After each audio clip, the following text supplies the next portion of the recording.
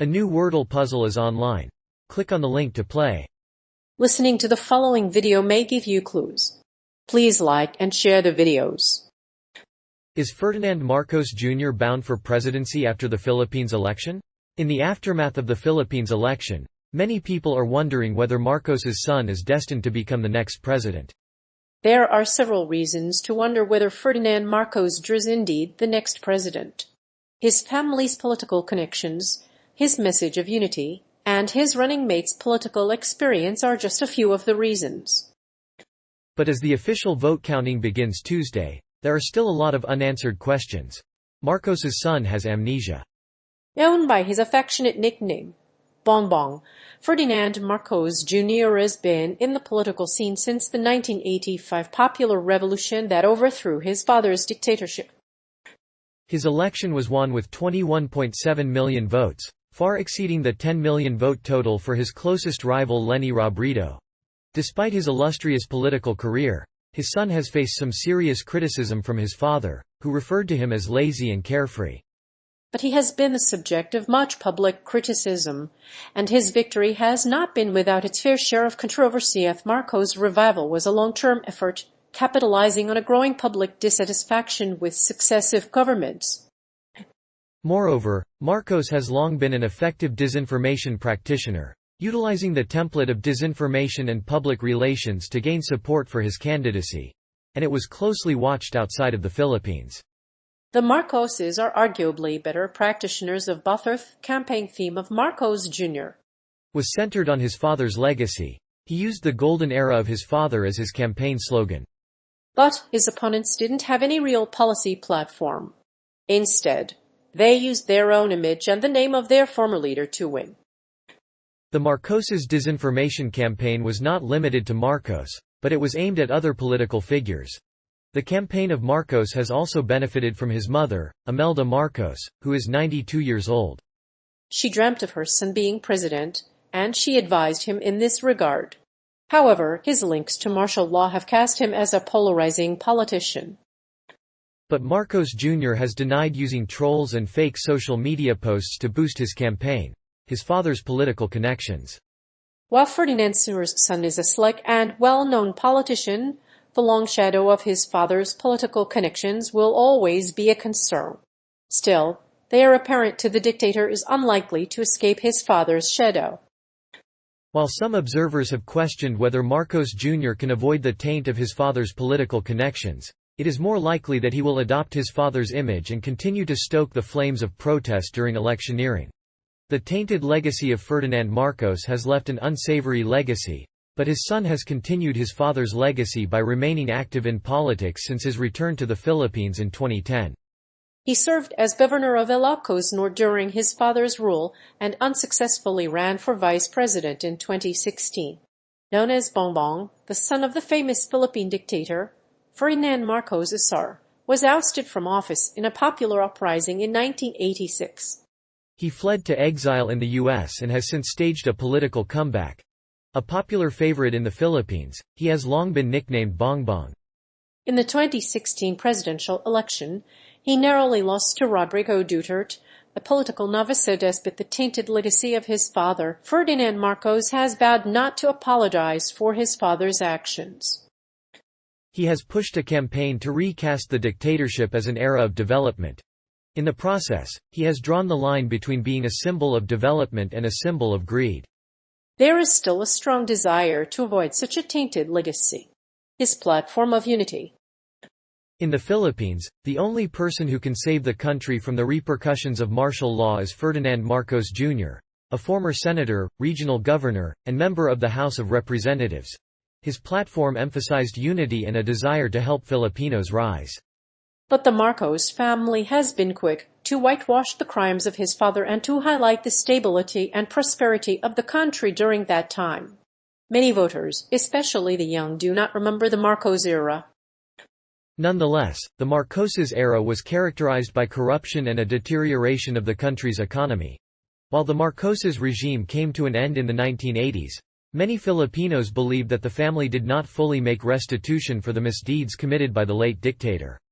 If Marcos returns to power, He is expected to shield Duterte from prosecution in the International Criminal Court. The former president is suspected of extrajudicial killings of thousands of people. Election-related violence has affected Mindanao Island, with 4 people killed and 11 others injured in the election-related violence. Foreign policy issues were barely featured on the campaign trail, but it did make a big impact in the Philippines election. Marcos has long enjoyed warm relations with Beijing. As president, he may try to launch infrastructure projects that Beijing is financing, but this relationship is unpopular in the country. Unlike his opponent Leni Robredo, who promised to take a tough line with China, Marcos Jr. will be a tougher opponent for Beijing. However, he has refused to engage with Beijing until a tribunal rules in Manila's favor. Beijing has not bowed to a Hague ruling that was made in 2016, but will surely not do so. The campaign's slogan "Unite, Rise Again" has been one of the most popular in Philippine politics. Marcos' victory in the Philippines election is likely to reset the country's relations with major powers and change the balance of power in Asia. With more than 93% of the votes counted, Marcos Jr.'s platform has a strong chance of influencing the outcome of the country's elections. His running mate's political experience. As a son of the late dictator Ferdinand Marcos, his political experience and track record are in question. The son of the dictator won unopposed as vice governor in 1980, then was elected a congressman in Ilocos Norte in 1991. In his campaign posters, Marcos Jr. highlights his father's decades in office as a time of prosperity, glossing over the corruption and years of martial law that repressed dissent. In the past, the country's president has backed a VP who had a history of fighting corruption. Marcos' VP running mate is also the daughter of a former president. But this doesn't mean that the VP candidate is inexperienced, as his political career has been limited to local government. Sara Duterte, the daughter of the outgoing president, is leading the vice presidential race. Although Ms. Robredo's political experience is minimal, her father's political career has been rich. Despite this, she is running against Ferdinand Marcos Jr. in the presidential race. The campaign has been tightly controlled by both sides, with Marcos Jr. skipping televised debates and largely avoiding the media. However, there are concerns about the campaign's handling of the election, as social media has become a breeding ground for videos that try to debunk Marcos' R. While Duterte has not endorsed Marcos, he has played an important role in restoring the family's image. He allowed the burial of Ferdinand Marcos Sr. in 1989. Marcos' candidacy has brought back memories of martial law, which he led as president. While the dictator was a ruthless dictator, some groups say that more than 3,000 people were tortured, killed, or disappeared under his rule. After his father's death in 1989, Marcos' family moved back to the country. His opposition to Duterte. While the Philippines has long suffered from the effects of graft and growing poverty, this presidential race has been focused primarily on personalities rather than issues. This election could have important consequences for the future of Philippine democracy. Outgoing President Rodrigo Duterte has shown signs of autocracy, and an election of Ferdinand Marcos Jr. could bring the country closer to a totalitarian regime.